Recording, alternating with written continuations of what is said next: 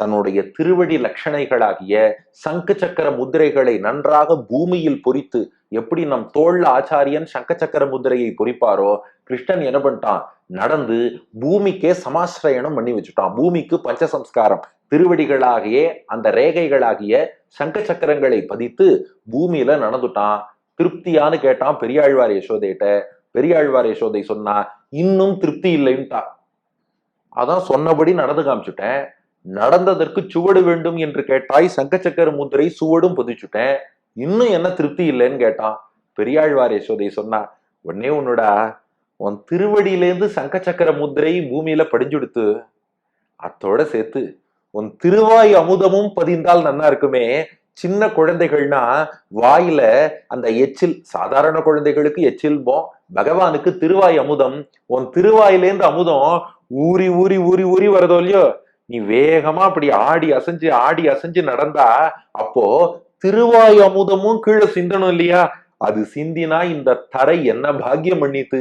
என்னுடைய வீட்டு தரையிலே அந்த திருவாய் அமுதம் சிந்துவதுங்கிறது எவ்வளவு பெரிய பாக்கியம். நமக்கு அது சிந்தாம பாத்துக்கணும், நமக்கு எச்சில் தீட்டு அதெல்லாம் இருக்கு. ஆனா பகவானுக்கு அது திருவாய் அமுதம், அது சிந்தினா நன்னா இருக்குமோ இல்லையோ.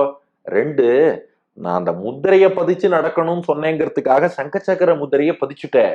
ஆனா நீ நடக்கும்போது இடுப்புல ஒரு மணி கட்டி கொண்டிருக்கிறாயே, அது நன்றாக கண கண கண கண கண கணன் ஒலி எழுப்ப வேண்டாம், அந்த சத்தத்தோட நடந்தாதானே நல்லா இருக்கும். ஒரு குழந்தை நடந்து வர்றதுனாலே ஜல் ஜல் ஜல் ஜல் கண கண கண கண அந்த சத்தம் கேட்கணும் இல்லையா? இடுப்பிலே அழகாக ரத்தனம் பதித்த ஒரு ஆபரணம் ஒட்டியானம் நீ அணிந்து கொண்டிருக்கிறாய், அதில் உள்ள மணியில் இருந்து சத்தம் கண கண கண கணன்னு கேட்கணும். அந்த சத்தமும் சரியா கேட்கல.